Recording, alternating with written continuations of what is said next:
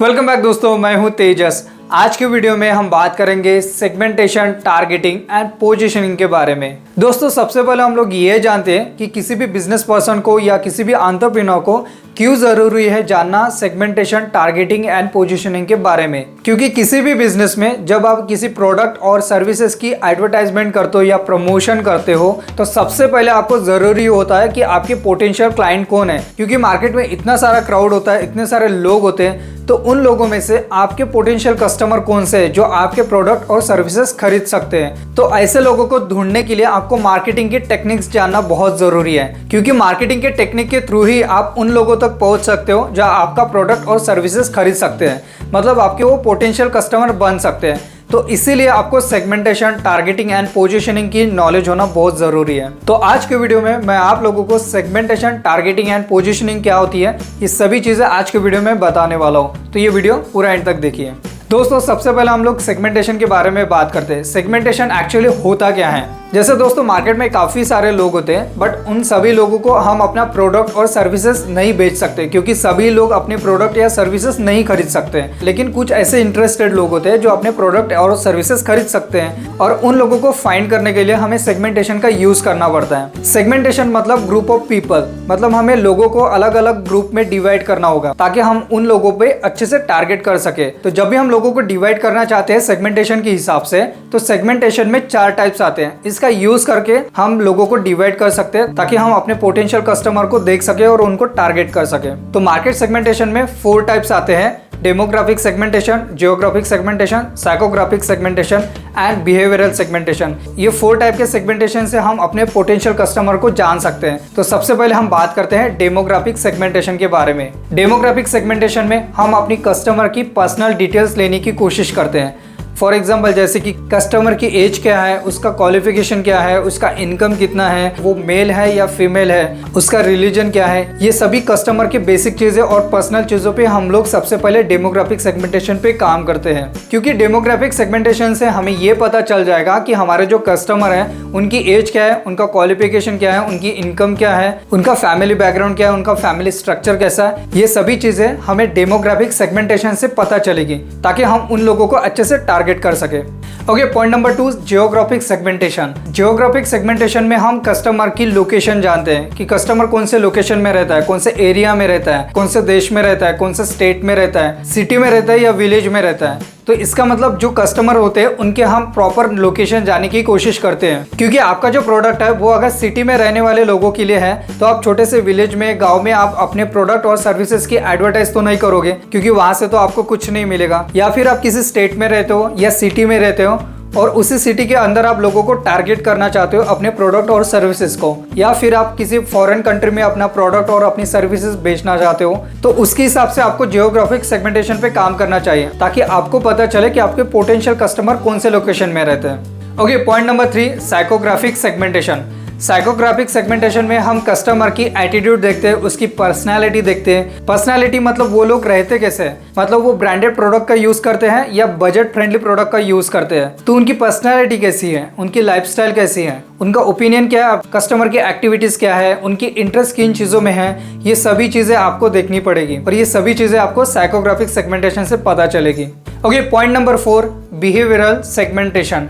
हम behavioural segmentation में हम कस्टमर का बिहेवियर चेक करते हैं कि जो सामने वाला कस्टमर है उसका बिहेवियर कैसा है अपने प्रोडक्ट को लेकर, सर्विसेज को लेकर, अपने इंडस्ट्री के बारे में वो क्या सोचता है। कि अगर कस्टमर ने हमारा एक बार प्रोडक्ट खरीद लिया या सर्विसेज यूज कर ली तो उसके बाद क्या वो बार बार हमारे प्रोडक्ट और सर्विसेज को खरीदना चाहता है, क्या वो इंटरेस्ट दिखा रहा है कि फिर से हमारे प्रोडक्ट और सर्विसेज को यूज करे।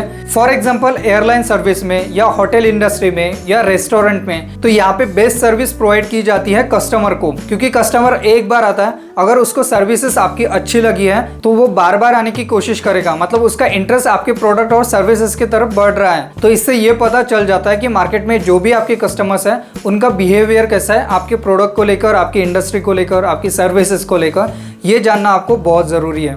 तो इन 4 सेगमेंटेशन का यूज करके हम अपने कस्टमर्स को डिवाइड कर सकते हैं ग्रुप में। जैसे कस्टमर की एज जानकर, वो मेल है या फीमेल है, उनका इंटरेस्ट क्या है, उनका ओपिनियन क्या है, वो किन चीजों में इंटरेस्ट लेते हैं, उनका लाइफस्टाइल कैसा है, क्या वो ब्रांडेड कपड़े पहनते हैं, ब्रांडेड प्रोडक्ट का यूज करते हैं या फिर बजट फ्रेंडली प्रोडक्ट का यूज करते हैं। तो ये सभी चीजें पर्सनल चीजें होती है किसी भी कस्टमर की।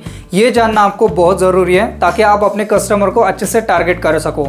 अब दोस्तों हम बात करते हैं सेगमेंटेशन के बाद टारगेटिंग के बारे में। आप अपने कस्टमर को टारगेट कैसे कर सकते हो। मतलब जो भी हमने सेगमेंटेशन का यूज करके हमने कस्टमर को डिवाइड कर दिया, अभी हमें ये डिसाइड करना है कि उन ग्रुप में से हमारे पोटेंशियल कस्टमर कौन से हैं, ताकि हम उनको डायरेक्टली कनेक्ट हो सके, मतलब उनको हम टारगेट कर सके। फॉर एग्जाम्पल जैसे हमने सेगमेंटेशन में देखा कि हमारे कस्टमर की एज क्या होनी चाहिए, जैसे 20 साल से लेकर 60 साल होनी चाहिए। तो ये जो 20 साल से लेकर 60 साल के बीच में जो लोग हैं उनको हम अपना प्रोडक्ट सेल करना चाहते हैं। वो मेल है या फीमेल है, मतलब आप मेल को प्रोडक्ट सेल करोगे या फीमेल को करोगे। तो इस हिसाब से सेगमेंट होने के बाद अभी हम लोग उनको टारगेट करेंगे। मतलब क्या होगा, मतलब ये होगा कि हमारे प्रोडक्ट के बारे में, हमारी सर्विसेज के बारे में, हमारी इंडस्ट्री के बारे में हम उन पोटेंशियल कस्टमर को कंटेंट प्रोवाइड करेंगे। मतलब हम एडवर्टाइजमेंट करेंगे, हम अपने प्रोडक्ट और सर्विसेज का प्रमोशन करेंगे उन पोटेंशियल कस्टमर तक। क्योंकि उन पोटेंशियल कस्टमर तक जब हमारा प्रोडक्ट और हमारी सर्विसेज जाएंगी प्रमोशन के थ्रू, मार्केटिंग के थ्रू, एडवर्टाइजमेंट के थ्रू, तब उनको पता चलेगा हमारी कंपनी क्या करती है, क्या प्रोडक्ट बेचती है, ताकि वो कस्टमर हमारी कंपनी के प्रोडक्ट खरीद सके। तो इसीलिए हम टारगेट करते हैं हमारे पोटेंशियल कस्टमर को।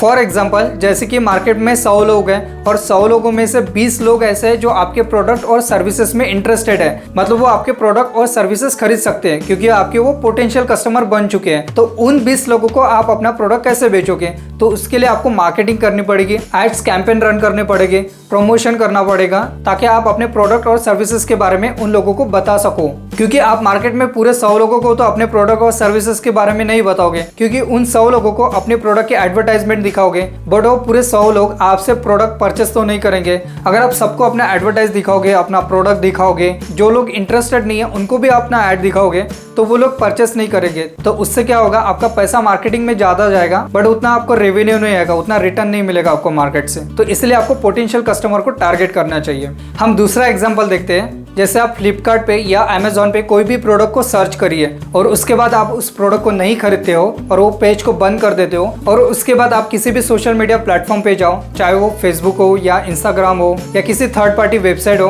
वहाँ पे आपको उसी प्रोडक्ट की एडवर्टाइजमेंट दिखेंगी। वो क्यों? क्योंकि आप उनके टारगेटेड ऑडियंस बन चुके हो, क्योंकि आपने एक बार उनके प्रोडक्ट को सर्च किया था गूगल पे, या आप फ्लिपकार्ट ओपन कर लो या अमेजोन ओपन कर लो। उसके बाद गूगल क्या करता है, उसी प्रोडक्ट की एड आपको सोशल मीडिया पे दिखाता है, क्योंकि आप उनके टारगेट ऑडियंस बन चुके हो। तो यही होता है पोटेंशियल कस्टमर को टारगेट करना। दोस्तों अभी हमने सेगमेंटेशन और टारगेटिंग के बारे में बात किया, अभी हम लोग बात करते हैं पोजीशनिंग के बारे में। दोस्तों पोजीशनिंग मतलब हमने हमारे कस्टमर को टारगेट कर लिया, अब हमें उनको प्रोडक्ट सेल करना है। प्रोडक्ट सेल करने से पहले हमारी पोजीशन क्या है, मतलब हमारा जो ब्रांड है वो मार्केट में किस पोजीशन पे खड़ा है इस वक्त। क्योंकि मार्केट में काफी सारे कॉम्पिटिटर हैं जो सेम प्रोडक्ट और सर्विसेज सेल करते हैं मार्केट में जो आप करते हो। तो आपकी जो पोटेंशियल कस्टमर है जो आपके प्रोडक्ट खरीद सकते हैं, वो आपसे क्यों प्रोडक्ट खरीदेंगे, वो क्यों आपकी सर्विसेज यूज करेंगे? क्योंकि मार्केट में बाकी कॉम्पिटिशन भी है, तो उनसे भी तो वो प्रोडक्ट खरीद सकते हैं, तो आपसे क्यों परचेस करेंगे? तो इसीलिए आपको ये जानना जरूरी है कि आपकी ब्रांड की पोजीशनिंग कैसी हुई है। पूरे एंटायर मार्केट में आपके ब्रांड के बारे में लोग क्या सोचते हैं, क्या लोगों को आपके ब्रांड के बारे में कुछ पता है, लोगों के माइंड में आपका ब्रांड चलता है, ये सभी चीजें आती है ब्रांडिंग में। तो आप अपने बिजनेस का प्रमोशन कैसे करते हो,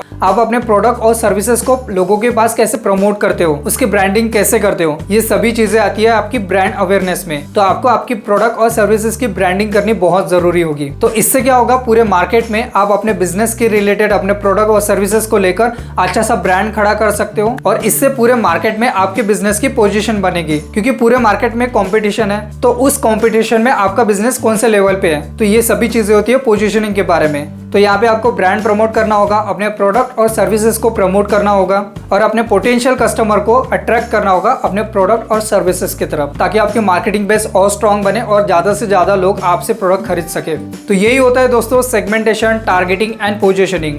तो आई होप दोस्तों आज का वीडियो आप लोगों को पसंद आया हो। अगर पसंद आया तो प्लीज हमारे चैनल को लाइक एंड सब्सक्राइब कर दीजिए। मैं मिलता हूँ नेक्स्ट वीडियो में। Thank you so much.